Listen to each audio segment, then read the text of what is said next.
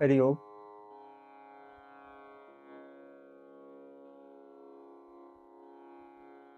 പ്രിയ അവധൂജിക്കും എല്ലാ സാധകർക്കും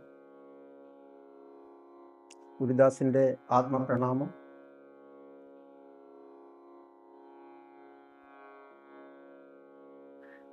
മീരാഭായിയെ നമ്മൾ കേട്ടു, ഗുരുദാസ്ജിയെ നമ്മൾ കേട്ടു, കുറേ പേരെ നമ്മൾ കേട്ടു. അവരൊക്കെ ഭഗവാന്റെ ലീലകൾ കണ്ട് അനുഭവിച്ച് ജീവിതം ധന്യമാക്കിയവരാണ്. ഉള്ള ജീവനെ ധന്യമാക്കി കടന്നുപോയവരാണ്.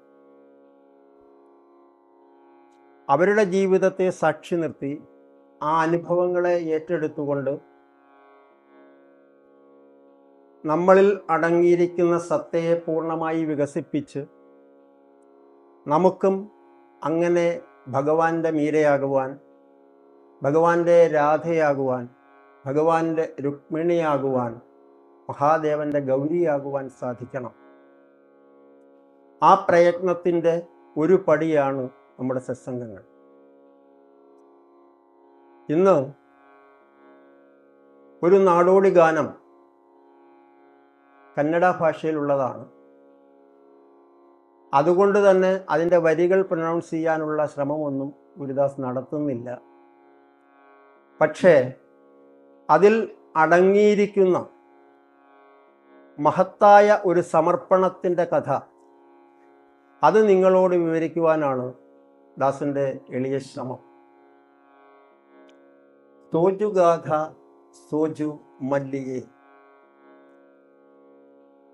നമുക്കറിയാം, നമ്മളെല്ലാവരും ക്ഷേത്രത്തിൽ പോകും.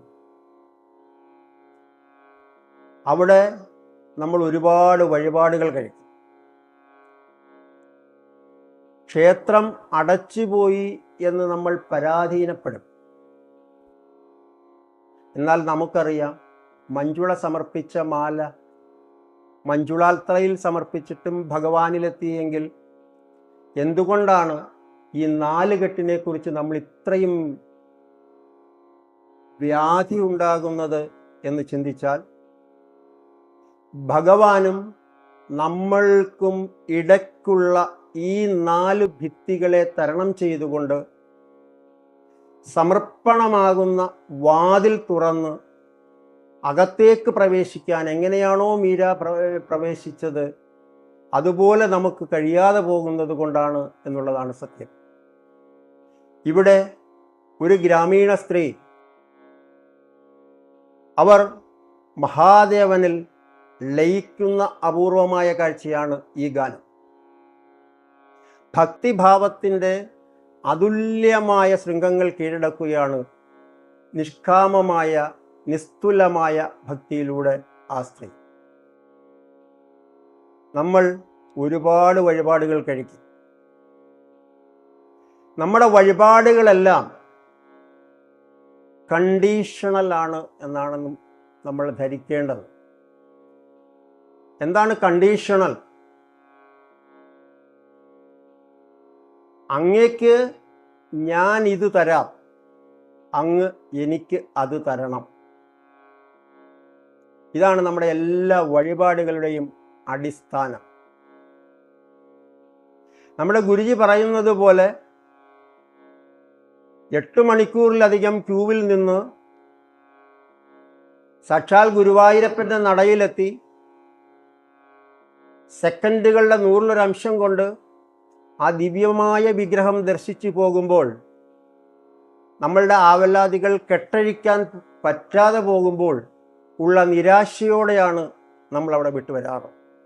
പക്ഷേ ആ സെക്കൻഡിൻ്റെ 100 കൊണ്ട് ഭഗവാനെ അങ്ങേക്ക് സുഖമാണോ എന്ന് ചോദിക്കാൻ കഴിയുന്ന ഒരു മാനസികാവസ്ഥയിലേക്ക് എത്തേണ്ടവനാണ് ഭക്തൻ. അതാണ് നിഷ്കാമ ഭക്തി. ആ നിഷ്കാമ ഭക്തിയിൽ വഴിപാടുകൾ അന്യം നിന്നു പോകും എന്നാണ്.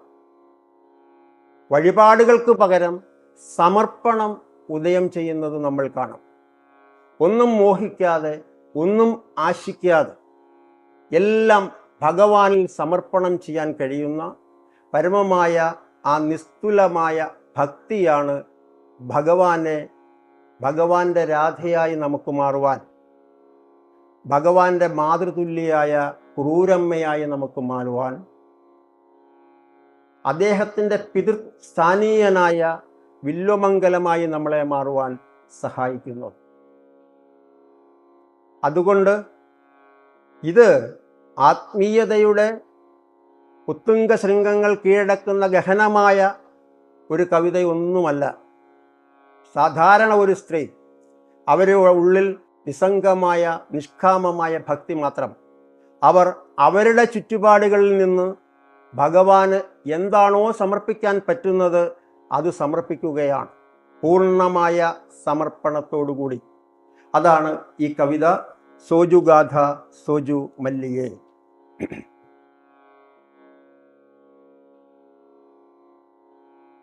സൂക്ഷ്മമായി വിരിഞ്ഞ മല്ലിപ്പൂ പോലുള്ളവനെ, നിന്റെ ശിരസിൽ മേൽവട്ടമായ മല്ലിപ്പൂ അണിഞ്ഞിരിക്കുന്നവനെ, താമരയും മല്ലിയും മറ്റു പുഷ്പങ്ങളും ചേർത്ത് വില്വദളങ്ങളോട് കൂടിയ സുന്ദരമായ മനോഹരമായ മാലകൾ ഞാൻ നിനക്കായി സമർപ്പിക്കുന്നു.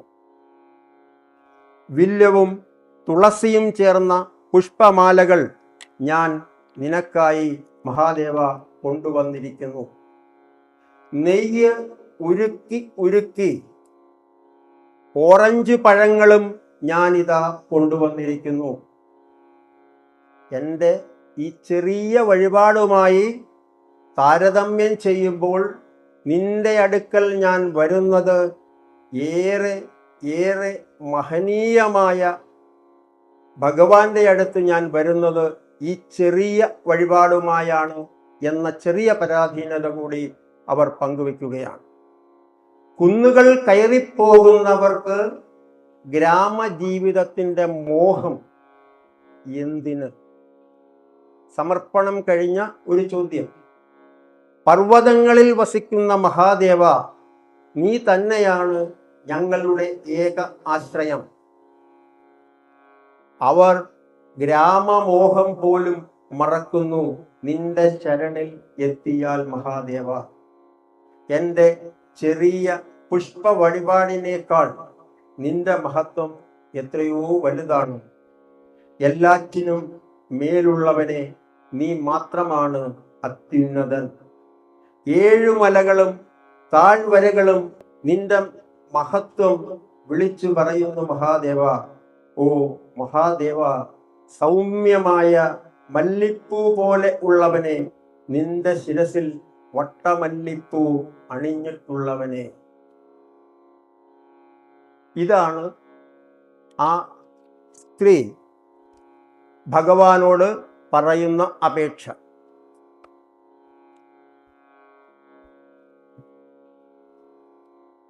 സൂക്ഷ്മമായി വിരിഞ്ഞ മല്ലിപ്പൂ പോലുള്ളവനെ, നിന്റെ ശിരസിന്മേൽ വട്ടമായി മല്ലിപ്പൂ അണിഞ്ഞിരിക്കുന്നവനെ.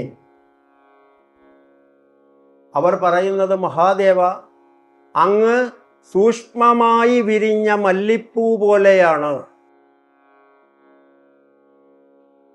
മല്ലിപ്പൂവ് അല്ലെങ്കിൽ ഏത് കുസുമങ്ങളും വിരിഞ്ഞു വരുവാൻ അതിൻ്റെതായ ശ്രദ്ധയുണ്ടാകും, അതിൻ്റെതായ സൂക്ഷ്മതയുണ്ടാകും. ആ ശ്രദ്ധ, ആ സൂക്ഷ്മത അതെന്താണ്? ആ സൂക്ഷ്മതയ്ക്ക് നിദാനമായി മാറുന്ന കാരണങ്ങൾ എന്താണ്? പുലരിയിൽ നല്ല നീർത്തുള്ളികൾ വിരിയുന്ന സമയത്ത് അതിസൂക്ഷ്മമായ ഗഹനമായ ഒരു അവതാരം, സുഗന്ധം പേറിക്കൊണ്ടാണ് മല്ലിപ്പൂ വിരിയുന്നത്. അങ്ങനെ വിരിയുന്ന ഒരു മല്ലിപ്പൂ പോലെയാണ് ഭഗവാനെ മഹാദേവ അങ്ങ് എന്നാണ് ആ ഭക്ത നമ്മളെ ഓർമ്മിപ്പിക്കുന്നത്. അവതാരങ്ങളെല്ലാം അങ്ങനെയാണ്. കൃഷ്ണാവതാരം എടുത്താലും രാമാവതാരം എടുത്താലും എല്ലാം അങ്ങനെയാണ്. നമ്മൾ പറയാറുണ്ട് മിക്കവാറും എല്ലാ അവതാരങ്ങളും രാത്രിയിലാണ് ഉണ്ടായത് എന്ന് നമ്മൾ പറയാറുണ്ട്. സൂക്ഷ്മമായ ദർശനമുള്ള ഭക്തർക്ക് പൂർണ്ണമായി ദർശനം ലഭിക്കത്തക്ക രീതിയിൽ. അതുകൊണ്ടാണ് രാമാവതാരമായാലും കൃഷ്ണാവതാരമായാലും അദ്ദേഹം ആദ്യം ചതുർബാഹുവായാണ് അവതരിക്കുന്നത്. നിഷ്കാമ ഭക്തിയോട് ജന്മജന്മാന്തരങ്ങളായുള്ള തപസ്സിൻ്റെ ഫലമായി ഈ ജന്മത്തിൽ ദേവകിയായി അവതരിച്ച അമ്മയുടെ മുമ്പിൽ ചതുർബാഹുവായി പ്രത്യക്ഷപ്പെടുന്ന ഭഗവാനോട് നിഷ്കാമ ഭക്തയായ നിഷ്കളങ്ക ഭക്തയായ ദേവകി ആവശ്യപ്പെടുന്നത് ഒരു കുഞ്ഞു കുട്ടിയായി, ഓമനത്വം തുളുമ്പുന്ന ഒരു കുട്ടിയായി നീ എനിക്ക് ജന്മം അല്ലെങ്കിൽ നീ എന്നിൽ അവതരിക്കണേ എന്ന് ആവശ്യപ്പെടുമ്പോൾ ആ ഭക്തയുടെ ആവശ്യം 100% ഏറ്റെടുത്തുകൊണ്ട് ഭഗവാൻ അതിമനോഹരനായ അതിസുന്ദരനായ ഒരു കോമള ബാലനായി അവതരിക്കുകയാണ്. അവതാരമെടുക്കുമ്പോൾ അതിനു വേണ്ടുന്ന എല്ലാ പിൻഭാഗങ്ങളും ഭഗവാൻ തയ്യാറാക്കും. എവിടെയാണോ അധർമ്മമുള്ളത് അവിടെ ഞാൻ അവതരിക്കും, ധർമ്മ സംസ്ഥാപനാർത്ഥമായിരിക്കും എൻ്റെ അവതാരം എന്ന് ഭഗവാൻ പറയുമ്പോൾ ഭഗവാനെ കൊട്ടയിലേറ്റി വാസുദേവർ മുൻപോട്ട് പോകുമ്പോൾ സകല പ്രതിബിംബങ്ങളും തകർന്നടിയുന്നത് നമുക്ക് കാണാൻ കഴിയും. മാത്രമല്ല, ഏത് പ്രതികൂല കാലാവസ്ഥയിലും ഭഗവാനെ സേവിക്കുന്ന നിസ്തുലമായ ഭക്തന്മാരുടെ അനന്തൻ പോലെയുള്ള ഭഗവാന്റെ സുഹൃത്തുക്കളുടെ കുട അവിടെ നിവരും. ഇതിൽ ആരാണ് നമ്മൾ? ഭഗവാനോട് ഇത് തരണം എന്ന് പറയുമ്പോൾ അത് തന്നില്ല എങ്കിൽ ആ വഴിപാട് സമർപ്പിക്കാതെ ഇനി അടുത്ത പ്രാവശ്യമാകാമെന്ന് ധരിക്കുന്ന കേവല മനുഷ്യനാണോ? അതോ തൻ്റെ സമർപ്പണത്തിന് താൻ എന്താണോ ഭഗവാന് വേണ്ടി ചെയ്യുന്നത് അതിനൊരു നിബന്ധനകളുമില്ലാതെ തൻ്റെ ജീവിതം തന്നെ 18 വർഷത്തെ പുണ്യമായി ലഭിക്കുന്ന മനുഷ്യജന്മം തന്നെ ഭഗവാന് കാഴ്ചവെച്ചുകൊണ്ട് തൻ്റെ ജീവിതം തന്നെ സമർപ്പിച്ചുകൊണ്ട്, നേരത്തെ പറഞ്ഞതുപോലെ 3-ാമത്തെയോ 4-ാമത്തെയോ ജന്മത്തിലാണ് ദേവകിക്ക് ഭഗവാനെ മകനായി കിട്ടുന്നത്. അത്രമാത്രം സഹനശീലത്തോടുകൂടി ഭഗവാനിൽ സമർപ്പണം ചെയ്യുന്നവരാണോ നമ്മൾ എന്ന് നമ്മൾ ആലോചിച്ചു നോക്കിയാൽ, അത്ര സൂക്ഷ്മമായി അവതരിക്കുന്ന ഭഗവാനെ, ആ ശക്തിയെ അത്ര സൂക്ഷ്മമായി നോക്കിക്കാണുവാനുള്ള ഒരു തലത്തിലേക്ക് നമ്മൾ ഉയർന്നെത്തിയാൽ മാത്രമേ ആ ദർശനം നമുക്ക് ലഭിക്കുകയുള്ളൂ. അതുകൊണ്ട് ഉറങ്ങാതെ നമ്മൾ കാത്തിരിക്കണം ആ ദിവ്യ ദർശനത്തിനായി. അങ്ങനെ വിരിയുന്ന അതിസൂക്ഷ്മമായ മുല്ലപ്പൂ പോലെയാണ് നീ ഭഗവാനെ മഹാദേവ എന്നാണ് ഈ ഭക്ത ആ അനുഭവത്തിലൂടെ, തൻ്റെ അനുഭവത്തിലൂടെ പറയുന്നത്. അതുമാത്രമല്ല, അങ്ങനെയുള്ള അനേകായിരം മല്ലിപ്പൂക്കളെ നീ നിന്റെ ശിരസിൽ ആലങ്കാരികമായി ചേർത്ത് വെച്ചിരിക്കുന്നു.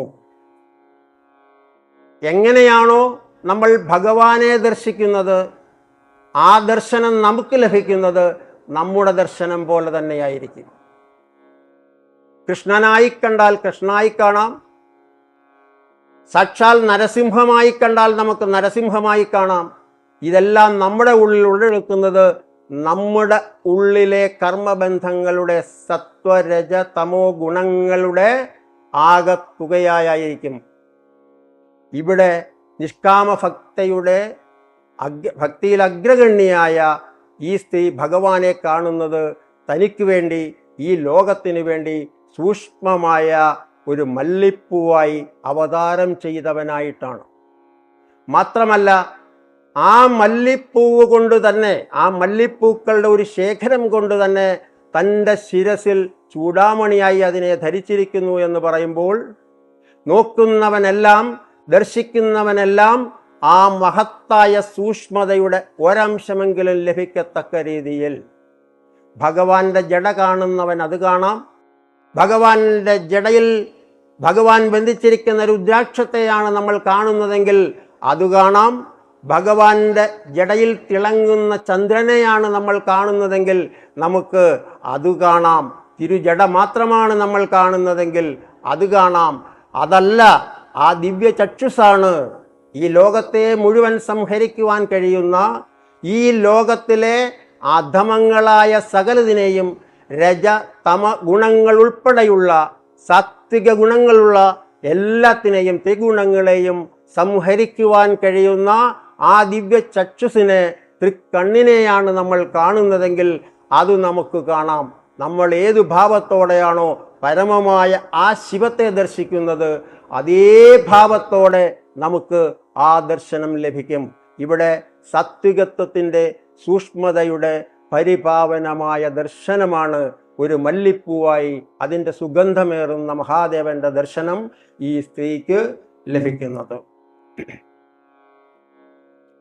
താമരയും മല്ലിയും മറ്റ് പുഷ്പങ്ങളും ചേർത്ത വില്ലങ്ങളോട് കൂടിയ സുന്ദരമായ മാലകൾ നിനക്കായി ഞാൻ സമർപ്പിക്കുന്നു.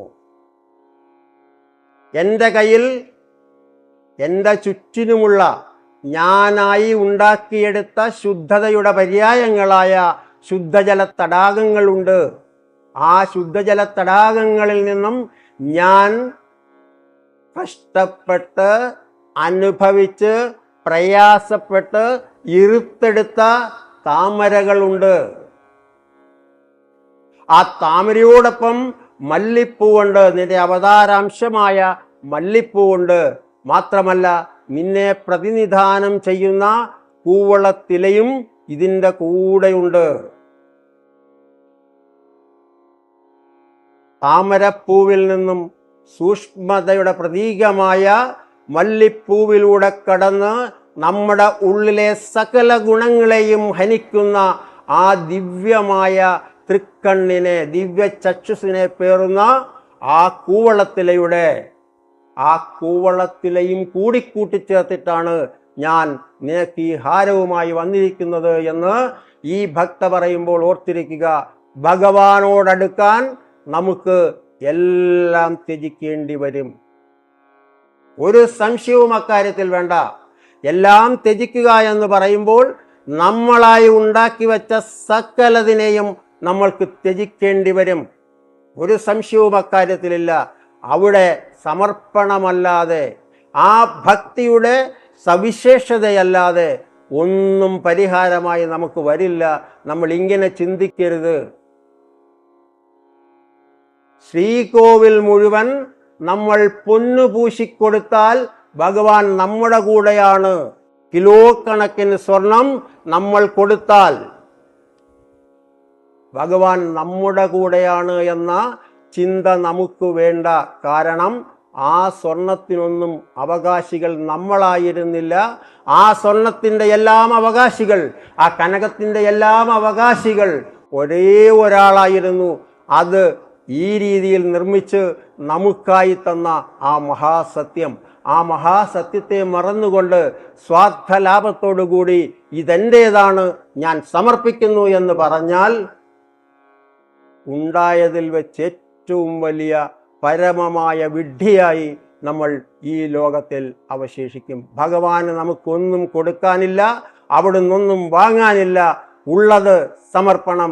നിത്യമായ ആ സത്യത്തിലേക്കുള്ള യാത്രയിൽ നമ്മളെ തന്നെയുള്ള സമർപ്പണം മാത്രമായിരിക്കും. അതുകൊണ്ടാണ് ഞാൻ ഇവിടെ ഈ ഭക്തയായ ഗ്രാമീണ വനിത പറയുന്നത്, ഞാൻ കോർത്തെടുത്തിട്ടുണ്ട്. സഹസ്രാരത്തിൻ്റെ സഹസ്രതല പത്മം എൻ്റെ കയ്യിലുണ്ട്. സർവസംഹാരശേഷിയായ കൂവളത്തില എൻ്റെ കയ്യിലുണ്ട്. സൂക്ഷ്മതയുടെ പര്യായമായ മല്ലിപ്പൂ എൻ്റെ കയ്യിലുണ്ട്. ഇതെല്ലാം ഞാൻ കോർത്തെടുക്കുകയാണ് അങ്ങയ്ക്കു വേണ്ടി. ആ പാദപത്മങ്ങളിൽ ധരിപ്പിക്കുവാൻ ഇതാ ഞാൻ സർവം സഹയായി എന്നിലെ എല്ലാ വിചാരങ്ങളെയും കൂടി കൂട്ടുകെട്ടി അതിനെയെല്ലാം സംഹരിച്ചുകൊണ്ട് അങ്ങയിലേക്ക് ഏറ്റവും അടുപ്പിക്കുന്ന ഏറ്റവും വലിയ വഴിപാടായി അങ്ങിത് സ്വീകരിക്കണേ എന്ന് പ്രാർത്ഥിക്കുന്നു. അതുമാത്രമല്ല, നെയ്യ് ഉരുക്കി ഉരുക്കി പാത്രത്തിൽ ഓറഞ്ച് പഴങ്ങളും നിനക്കായി കൊണ്ടുവന്നു.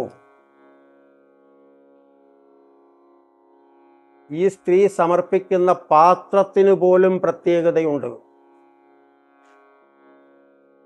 നമ്മുടെ കയ്യിലുമുണ്ട് ഒരു പാത്രം.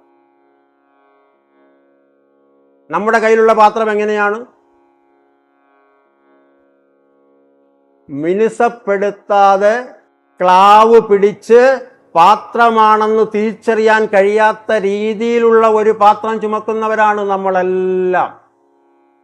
ഒരു സംശയവും വേണ്ട. പിന്നെ എപ്പോഴാണ് നമ്മൾ ഈ പാത്രം വിളക്കുന്നത്? വിരുന്നുകാർ വരുമ്പം നമ്മൾ ഈ പാത്രം എടുത്ത് വിളക്കും. ഭസ്മം തേച്ച് നന്നായി വിളക്കി ഫ്രണ്ടിൽ വെച്ചു കൊടുക്കും. എന്തിനാണ്? അവർക്ക് കാണാൻ. ഏതാണ് നമ്മളിലെല്ലാം അടങ്ങിയിരിക്കുന്ന ഈ പാത്രം? ശൂന്യമായ ആ പാത്രത്തിൻ്റെ പേരാണ് നമ്മുടെ ഉള്ളിലെ മനസ്സെന്ന്. ഇല്ലാത്ത ഒരു സങ്കല്പം. ആ മനസ്സാണ് ആ പാത്രം.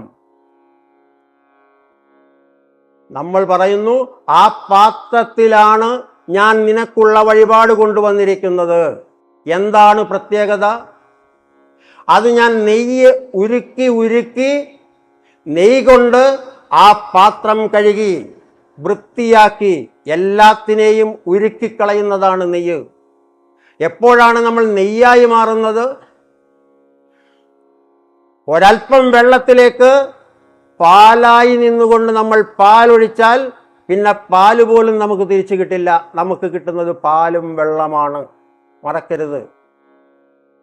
നമ്മളിൽ തരുന്ന ഭഗവാൻ നമ്മളിൽ സമർപ്പിച്ച ദിവ്യമായ ഗുണങ്ങൾ, ക്ഷീരഗുണങ്ങൾ, അതിനെ നമ്മൾ വെള്ളത്തിലേക്കാണ്, ഭൗതിക സാഗരമാകുന്ന ഈ വെള്ളത്തിലേക്കാണ് നമ്മൾ സമർപ്പിക്കുന്നതെങ്കിൽ മൊത്തം ടോട്ടൽ കൺഫ്യൂഷൻ ആകുന്ന പാലും വെള്ളമായി അത് നമുക്ക് തിരിച്ചു തരും.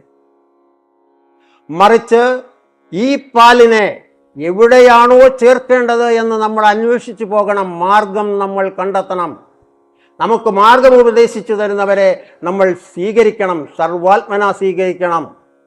സ്വീകരിച്ചുകൊണ്ട് ഈ പാല് നമ്മുടെ ഉള്ളിൽ ഉറഞ്ഞുകൂടിയിരിക്കുന്ന ത്രിഗുണാതീതമായ സത്തയാകുന്ന ഉറ ഉണ്ട്. ആ ഉറയിലേക്കാണ് നമ്മുടെ കർമ്മമാകുന്ന നമ്മുടെ വർക്ക്, നമ്മുടെ കർമ്മത്തെ നമ്മൾ യോജിപ്പിക്കുന്നത് എങ്കിൽ ഒരു സംശയവും വേണ്ട. നമ്മൾ അങ്ങനെ ഒരു സമർപ്പണം നടത്തിയിട്ടുണ്ട് എങ്കിൽ ബാക്കി ജോലി അവർ തന്നെ അങ്ങ് ചെയ്തോളും.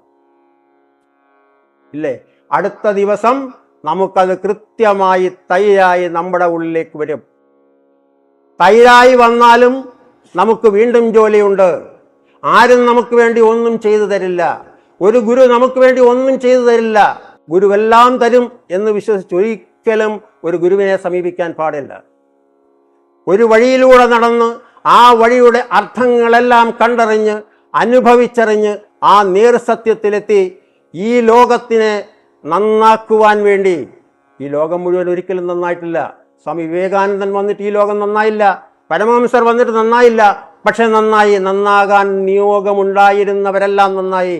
അതേപോലെ ആ നടന്നു കയറിയ വഴിയിലെ എല്ലാ സത്തയും ഏറ്റെടുത്തുകൊണ്ട് ഗുരു നമ്മുടെ അടുത്തേക്ക് വരികയാണ്.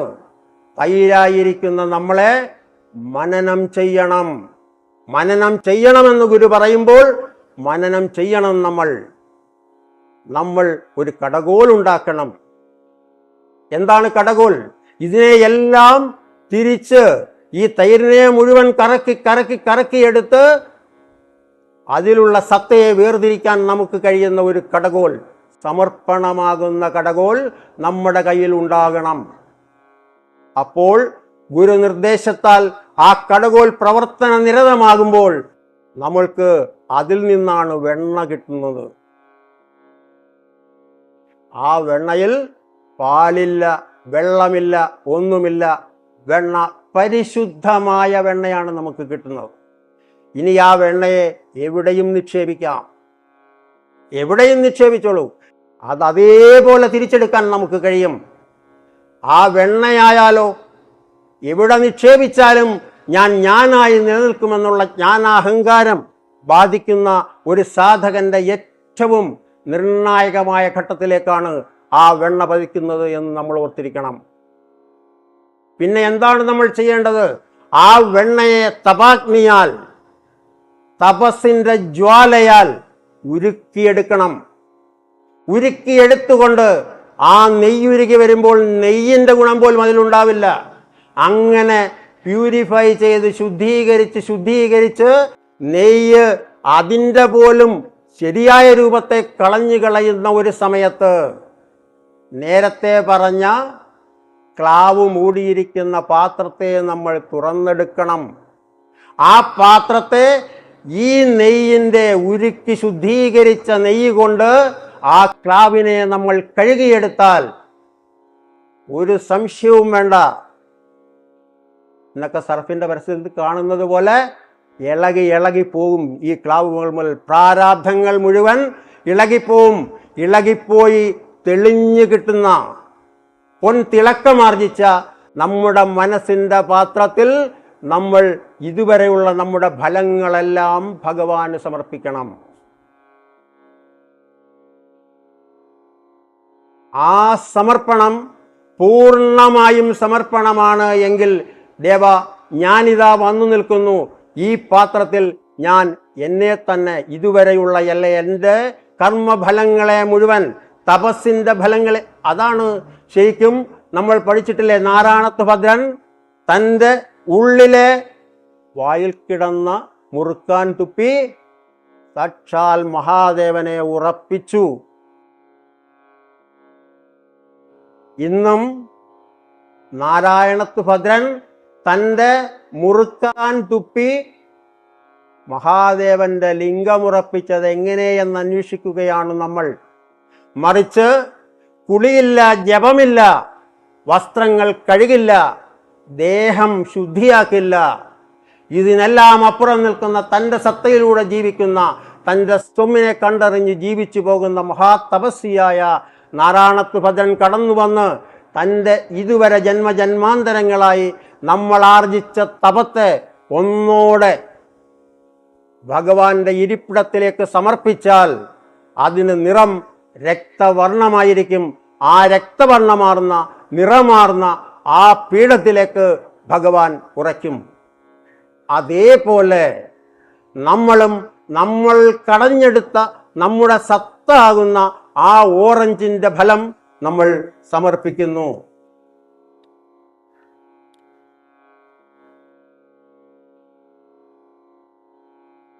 എൻ്റെ ചെറിയ വഴിപാടുമായി ഞാൻ നിന്റെ അടുക്കൽ വരുന്നു. രണ്ട് കാര്യങ്ങൾ ഓർത്തിരിക്കണം. എൻ്റെ വഴിപാട് മഹത്തരമായ, ഏറ്റവും വലിയ, മറ്റാരും സമർപ്പിക്കപ്പെടാൻ അല്ലെങ്കിൽ മറ്റാരാലും സമർപ്പിക്കപ്പെടാൻ കഴിയാത്ത മഹത്തരമായ വഴിപാടല്ല. ഒരു ചെറു വഴിപാടുമായാണ് ഞാൻ നിന്റെ മുമ്പിൽ നിൽക്കുന്നത്. പക്ഷേ എനിക്കുറപ്പുണ്ട്, ഞാൻ നിൽക്കുന്നത് നിന്റെ അടുത്താണ്.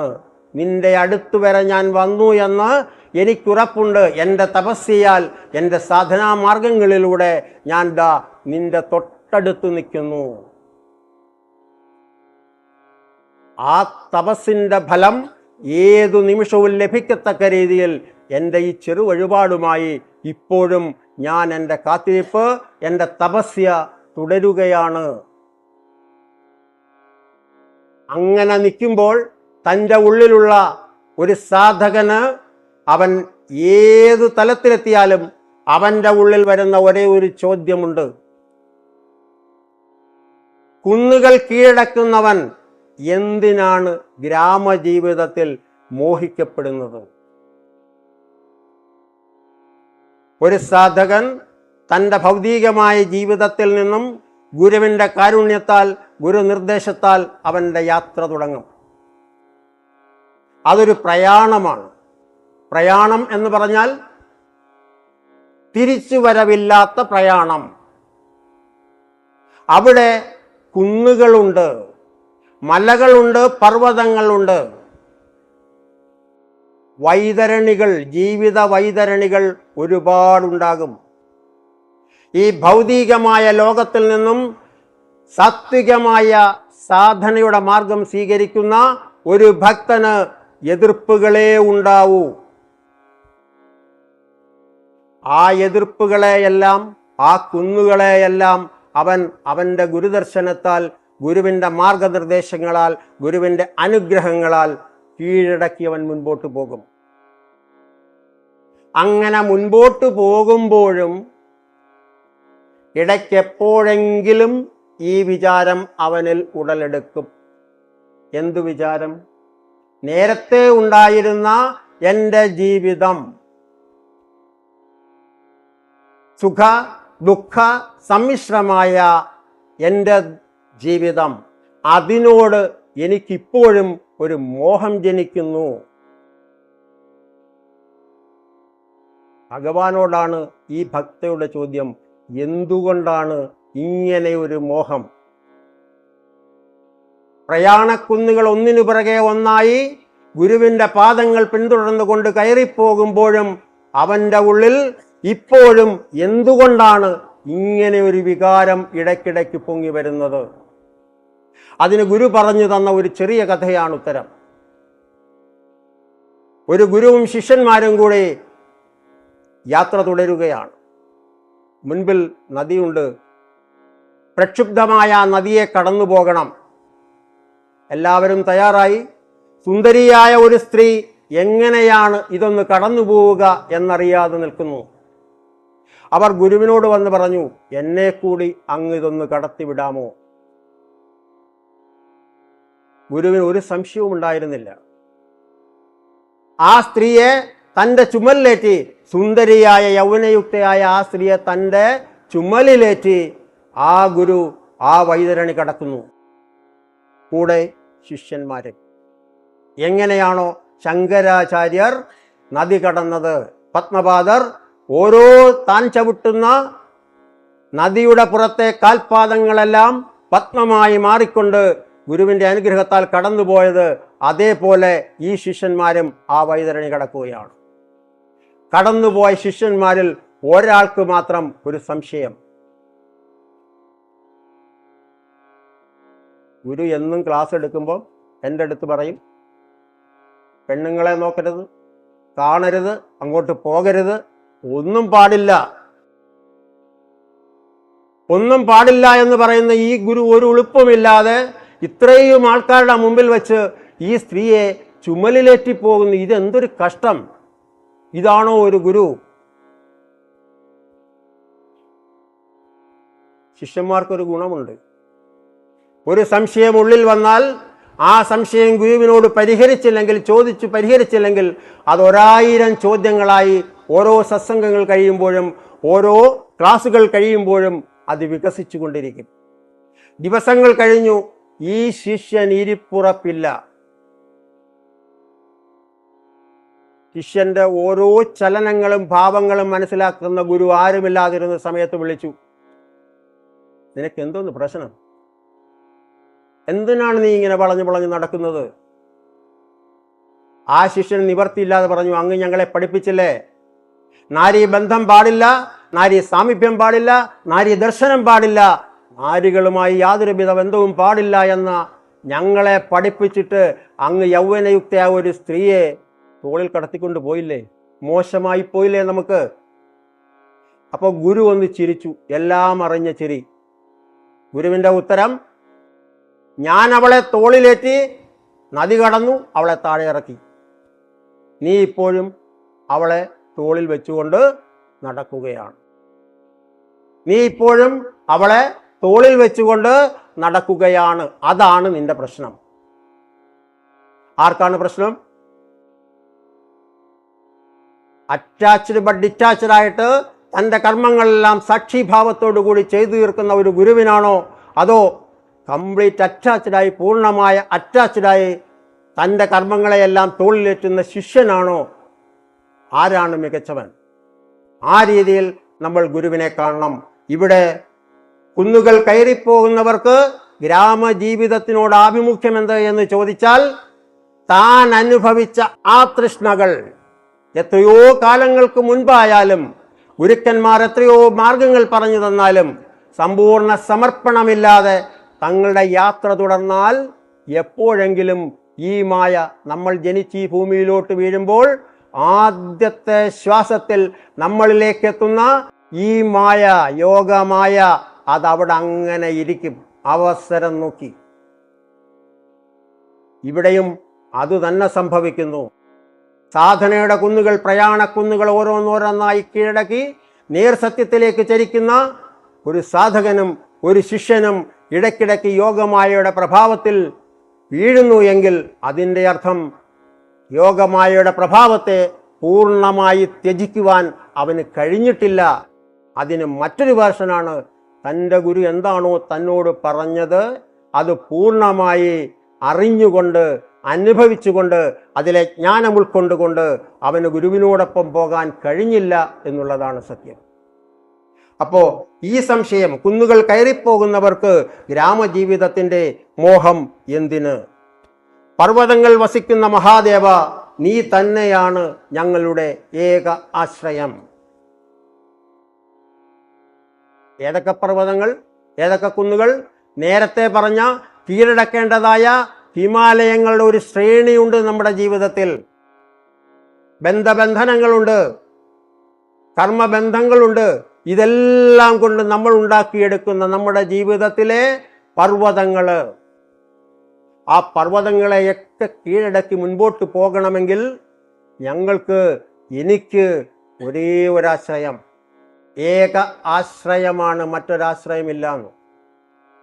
അല്ലെങ്കിൽ ഒരു തിരിച്ചുപോക്കില്ല എന്നാണ് അതിൻ്റെ അർത്ഥം. കുന്നിന് മുകളിൽ കയറി നിന്നിട്ട് എനിക്ക് താഴോട്ട് പോകണമെന്ന് പറയുന്നതല്ല. ഏകമായ ആ ആശ്രയത്തെ നമ്മൾ മുറുകെ പിടിക്കുകയാണ് ചെയ്യേണ്ടത്. കാരണം അത് ഏകമായ ആശ്രയം മാത്രമാണ്, ആ നിത്യസത്യം എന്ന് നമ്മൾ മനസ്സിലാക്കിയാൽ മറ്റൊരു ചിന്ത നമ്മളെ ഭരിക്കില്ല. അതുകൊണ്ട് ഏകാശ്രയമായ ആ മഹാസത്യത്തിൽ, സർവം ശിവമായിരിക്കുന്ന മഹാദേവനിൽ, ആ സത്തയിൽ നമ്മൾ അർപ്പിതരാകണം, സമർപ്പിതരാകണം. അങ്ങനെ സമർപ്പിതരായാൽ അവർ ഗ്രാമമോഹങ്ങൾ പോലും മറക്കുന്നു. തന്നെ ഇടയ്ക്കിടയ്ക്ക് അലട്ടിക്കൊണ്ടിരുന്ന ഈ മോഹങ്ങൾ മുഴുവൻ നമ്മൾ ത്യജിക്കും. ഒരേ ഒരു നിബന്ധനയേ ഉള്ളൂ, നമ്മൾ എവിടെ എത്തണം? ആ ശരണിയിലെത്തണം. നേരത്തെ കാത്തു നിന്നില്ലേ? ആ കാത്തു നിന്ന ഒരു ചെറിയ അകലം ഇപ്പോഴും ഗുരുവും നമ്മളുമായിട്ടുണ്ട്. ഒരു ചെറിയ അകലം നമ്മളും നമ്മുടെ ദേവനുമായിട്ടുണ്ട് എങ്കിൽ അതുപോലും ഇല്ലാതാക്കി ആ ശരണിയിലേക്ക് നമ്മൾ പ്രവേശിക്കുന്ന നിമിഷം ഏകാശ്രയമായ ആ മഹാദേവൻ നമ്മളിൽ പ്രസാദിക്കും. അങ്ങനെയുള്ള അവർ ഗ്രാമമോഹങ്ങൾ പോലും മറക്കും. എൻ്റെ ചെറിയ പുഷ്പ വഴിപാടിനേക്കാൾ എത്രയോ വലുതാണ് നിന്റെ മഹത്വം. ഞാൻ അവിടുന്ന് ഇവിടുന്നുമൊക്കെ ശേഖരിച്ച് തരുന്ന ഈ വഴിപാടിനേക്കാൾ എത്രയോ മഹത്തരമാണ് നിന്റെ മഹത്വം. നീ വസിക്കുന്നത് അത്യുന്നതങ്ങളിലാണ്. ആത്മീയതയുടെ അത്യുന്നതങ്ങളിൽ വഹിക്കുന്ന നിന്നോട് ഞാൻ എൻ്റെ അഹങ്കാരം കൊണ്ട് പറയുകയാണ്, ഞാൻ അവിടുന്ന് ഇവിടുന്നുമൊക്കെ പറിച്ച ശുദ്ധമായ പുഷ്പങ്ങളുണ്ട്, ഇതുകൊണ്ട് മാല ചാർത്തുവാനായി ഞാൻ നിൽക്കുകയാണ് എന്ന് പറയുമ്പോൾ ഞാൻ സമർപ്പിക്കുന്ന ഈ വഴിപാടുകളെല്ലാം ഓർത്തിരിക്കണം, നിബന്ധനാരഹിതമായ വഴിപാടാണ്. സമർപ്പണത്തിൻ്റെ ഉത്തംഗ ശ്രേണിയിൽ നിൽക്കുന്ന ഒരു ഭക്തിയാണ് സമർപ്പിക്കുന്നതെങ്കിലും അവരുടെ പറഞ്ഞറിയിക്കാൻ വയ്യാത്ത ആ നിഷ്കളങ്കത, നിഷ്കാമമായ ആ ഭക്തിയുടെ ഉത്തന്നത ശൃംഗങ്ങളിൽ ഭഗവാനുമായി ലയിക്കുന്ന അവർക്ക് തിരിച്ചറിയാൻ പോലും പറ്റുന്നില്ല താൻ എവിടെയാണ്. അതായി അവർ മാറുകയാണ്. അങ്ങനെ മാറാൻ നമുക്ക് ഓരോരുത്തർക്കും കഴിയണം. എളുപ്പമല്ല, കാര്യങ്ങൾ എളുപ്പമല്ല. ഒരുപാട് ത്യാഗങ്ങൾ, അല്ലെങ്കിൽ ത്യജിക്കേണ്ടതിനെ മുഴുവൻ നമ്മൾ ത്യജിക്കണം എന്ന് പറഞ്ഞാൽ മീറ്റ് മീ മെഡിറ്റേഷൻ സെന്ററിൽ വന്നപ്പോൾ ഗുരുദാസ് പറഞ്ഞു ത്യജിക്കേണ്ടതിനെ എല്ലാം ത്യജിക്കണം. ഇന്ന് പോയി ഭർത്താവിനെ ഡൈവോഴ്സ് ചെയ്തു, മക്കളെ ഇറക്കും. ഇതൊന്നുമല്ല ഇതിന്റെ അർത്ഥം. പിന്നെയോ, ഈ പരമഹംസർ പറഞ്ഞതുപോലെ നമ്മളുടെ ഉള്ളിൽ ഒരു വേലക്കാരിയുടെ മനസ്സ് സാക്ഷീകരിക്കണം. എന്താണ് വേലക്കാരിയുടെ മനസ്സ്? താൻ മേടിക്കുന്ന പ്രതിഫലത്തിനനുസരിച്ച് താൻ ഏത് വീട്ടിലാണോ ജോലിക്ക് നിൽക്കുന്നത് ആ വീട് തൻ്റെ വീടിനേക്കാൾ വൃത്തിയാക്കി സൂക്ഷിക്കും. അവർ ഓരോ കോണും അവർ വൃത്തിയാക്കും. അങ്ങനെ വൃത്തിയാക്കി വെച്ചിരിക്കുന്ന ആ വീട്ടിൽ അവർ അന്തി ഉറങ്ങുമ്പോഴും അവരുടെ ഉള്ള്, അവരുടെ സത്ത് അങ്ങ് വിദൂരത്തിലിരിക്കുന്ന കുടിലിൽ കഴിയുന്ന തൻ്റെ കുട്ടികളാണ് സത്യം എന്ന ചിന്തയിൽ എപ്പോഴും നിമഗ്നമായിരിക്കും. ഭഗവാൻ നമ്മളെ ഓരോ അവതാരങ്ങളെടുത്ത് ഈ ഭൂമിയിലേക്ക് വിട്ട് കർമ്മബന്ധങ്ങളിൽ അകപ്പെടുത്തി ഭാര്യയും ഭർത്താവും സഹോദരനും സഹോദരിയും ഒക്കെയാക്കി മാറ്റുമ്പോൾ നമ്മൾ ഓർത്തിരിക്കണം, ഇതെല്ലാം അദ്ദേഹത്തിൻ്റെ ലീലാവിലാസങ്ങൾ. ഒരു സാക്ഷിയായി നിന്നുകൊണ്ട് തങ്ങളുടെ മക്കളെ ഏറ്റവും പൂർണ്ണമായ രീതിയിൽ വളർത്തുവാൻ, തൻ്റെ ഭർത്താവിന് വേണ്ട സൗകര്യങ്ങളെല്ലാം ചെയ്തു കൊടുക്കുവാൻ, തൻ്റെ ഭാര്യയ്ക്ക് ആഗ്രഹിക്കുന്നത് എന്തും ചെയ്തു കൊടുക്കുവാൻ തയ്യാറാകുന്ന സാക്ഷീകരണത്തിൻ്റെ മൂർത്തിമൽ ഭാവങ്ങളായി നമ്മൾ മനുഷ്യർ മാറിയാൽ തീർച്ചയായിട്ടും അതുതന്നെയാണ് അവതാരം, ആ ജീവിതമാണ് മോക്ഷം എന്ന് നമ്മൾ തിരിച്ചറിയണം. അതിലൂടെ നമ്മൾ എല്ലാം എങ്ങനെയാണോ ഒരു താമര ഇലയിൽ വീഴുന്ന മഴത്തുള്ളി പോലെ, എങ്ങനെയാണോ താമര ഇലയ്ക്കൊരു മഴത്തുള്ളി നൽകുന്ന ശോഭ,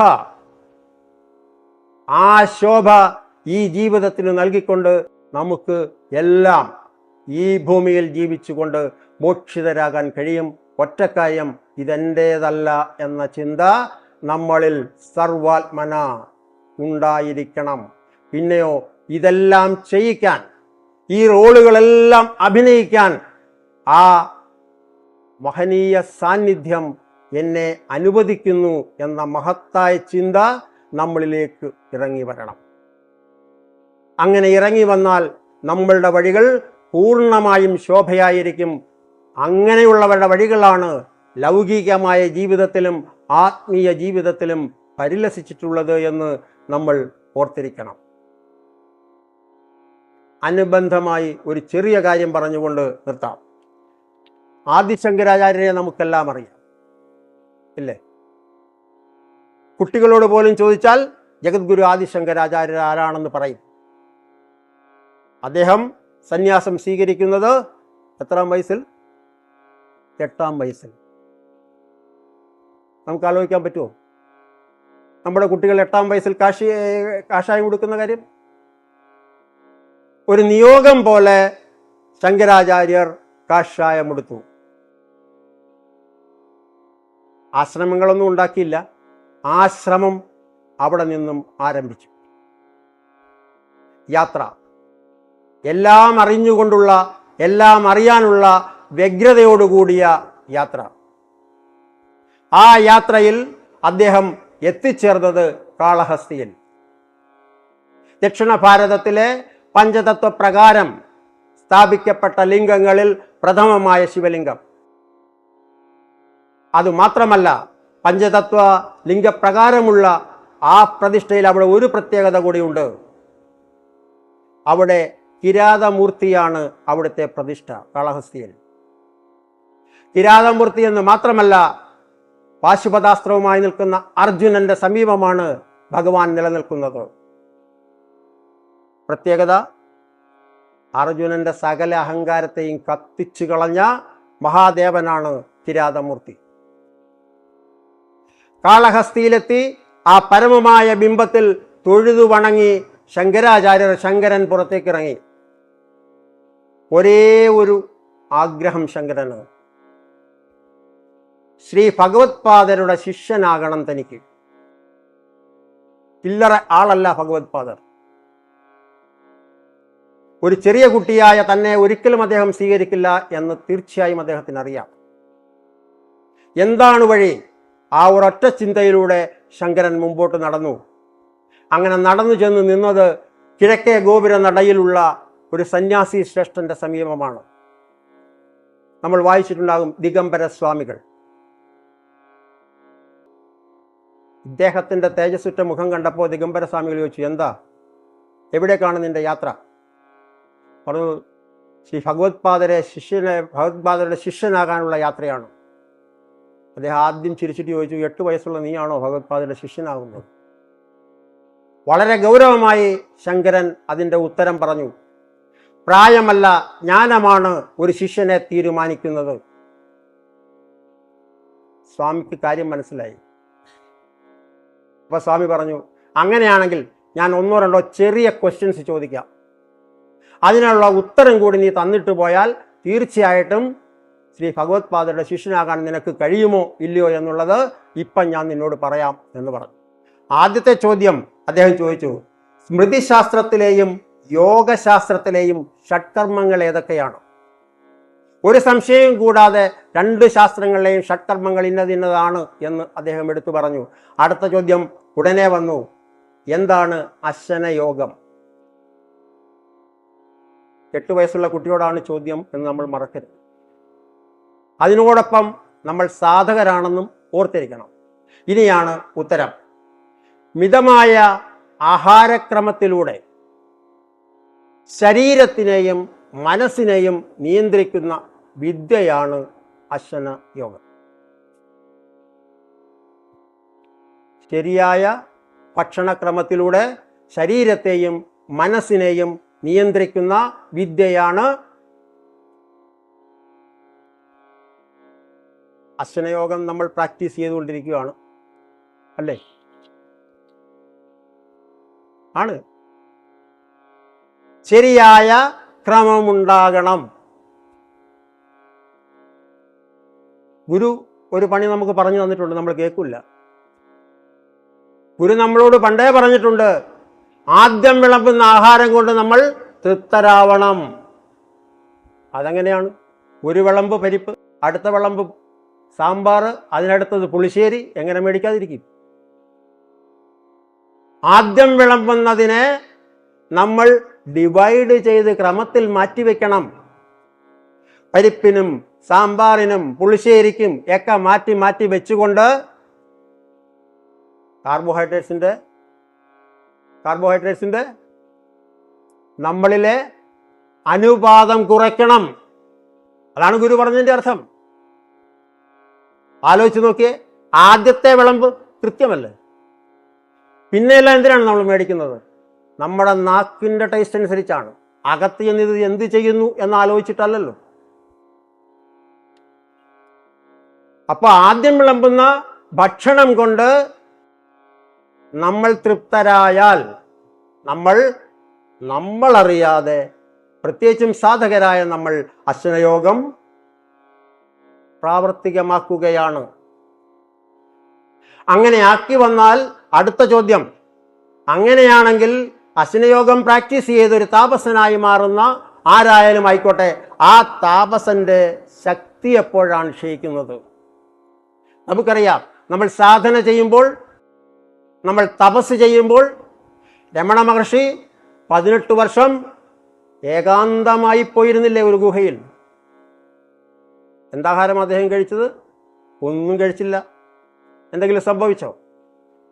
ആദ്യം പുറത്തു നിന്നുള്ള വായുവിനെ എടുത്ത് ശ്വസിച്ച് ജീവൻ നിലനിർത്തി, പിന്നെ അകത്തു നിന്നുള്ള വായുവിനെ എടുത്ത് ആന്തരിക പ്രാണായാമത്തിലൂടെ 16 വർഷം താണ്ടി രമണ മഹർഷി, ഇല്ലേ?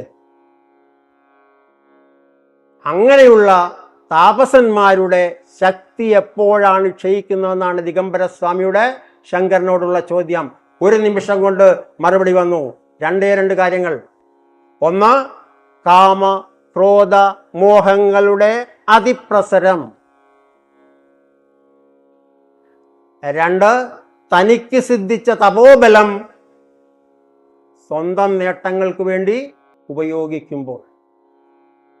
കാമ ക്രോധ മോഹാദികളുടെ പ്രസരം എന്ന് പറഞ്ഞില്ല, അതിപ്രസരം എന്നാണ് അദ്ദേഹം പറഞ്ഞത്. നേരത്തെ പറഞ്ഞ ഒരു പ്രാവശ്യം വിളമ്പിയത് കൊണ്ട് തൃപ്തിപ്പെടാതെ പല പ്രാവശ്യം വിളമ്പിക്കുമ്പോഴുള്ള അവസ്ഥ, അതിപ്രസരം ഉണ്ടാവരുത്, പ്രസരണമാകാം.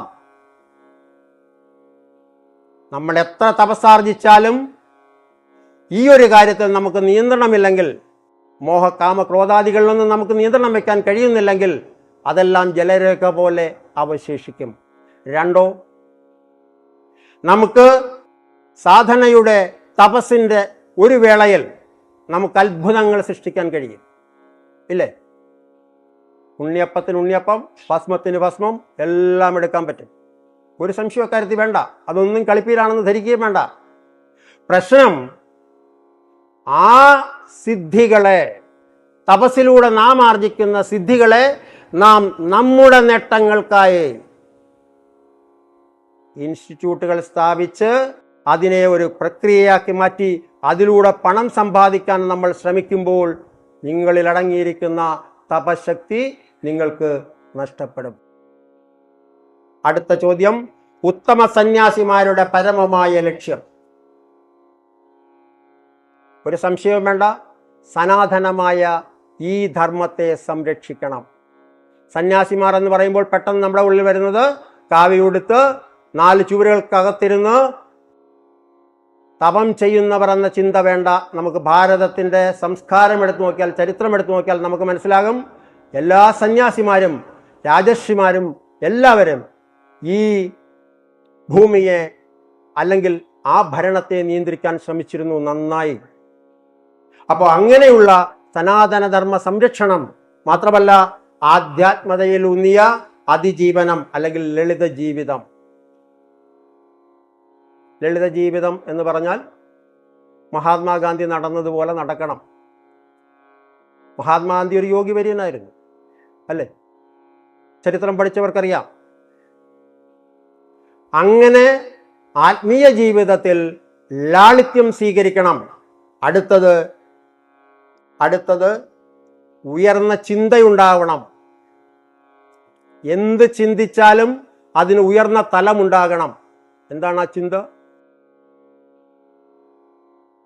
അടുത്തുള്ളവൻ കാറ് മേടിച്ചു, നമ്മുടെ ചിന്ത എന്നാൽ പിന്നെ അതിനപ്പുറത്ത് എന്തെങ്കിലും ഉണ്ടെങ്കിൽ അത് മേടിക്കാം.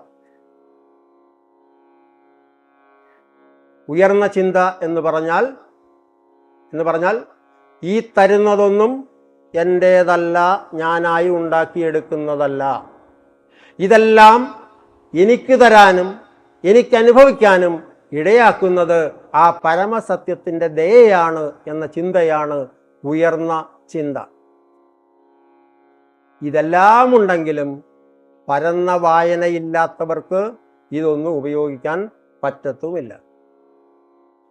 അപ്പം ഇങ്ങനെയുള്ള എല്ലാ ക്വസ്റ്റ്യൻസിനും ഉത്തരം ശങ്കരൻ പറഞ്ഞപ്പോൾ പറഞ്ഞു, ഒരു സംശയവും വേണ്ട, നീയാണ് ശ്രീ ഭഗവത്പാദരുടെ ശരിയായ ശിഷ്യൻ, നിന്റെ പ്രയാണം തുടരാം. ഇത്രയൊന്നും നമുക്ക് ചെയ്യാൻ പറ്റത്തില്ലെങ്കിലും പരന്ന വായനയിലൂടെ, ലളിതമായ ജീവിതത്തിലൂടെ, ജീവന്റെ ആത്മസത്ത തേടിക്കൊണ്ട്, ഒന്നിനെയും ത്യജിക്കാതെ എല്ലാത്തിനെയും സാക്ഷിഭാവത്തിൽ കണ്ടുകൊണ്ട് നമ്മുടെ ഈ ജീവിതം 18 ജന്മങ്ങളുടെ പുണ്യസത്തയായ ഈ മനുഷ്യ ജീവിതത്തിന് മറ്റൊരു 18 ജന്മത്തിൻ്റെ പ്രാരാബ്ധം കൂടി കൊടുക്കാതെ ഈ ജന്മത്തിൽ മോക്ഷിതരാകുവാൻ ഈ മാർഗങ്ങൾ നമ്മൾ അവലംബിക്കണം. അതിന് പരമമായ അവധൂജിയുടെ പാദങ്ങൾ നമ്മൾ പിന്തുടരണം. അത് അനുഭവിച്ചറിയണം. ആ ജ്ഞാനം നമ്മൾ സമ്പാദിക്കണം. അത് സമ്പാദിക്കുവാൻ എല്ലാ സാധകർക്കും ഒരേപോലെ കഴിയട്ടെ എന്ന് ആ ഗുരുപാദങ്ങളിൽ സമർപ്പണം ചെയ്തുകൊണ്ട് അപേക്ഷിക്കുന്നു. നന്ദി, നമസ്കാരം.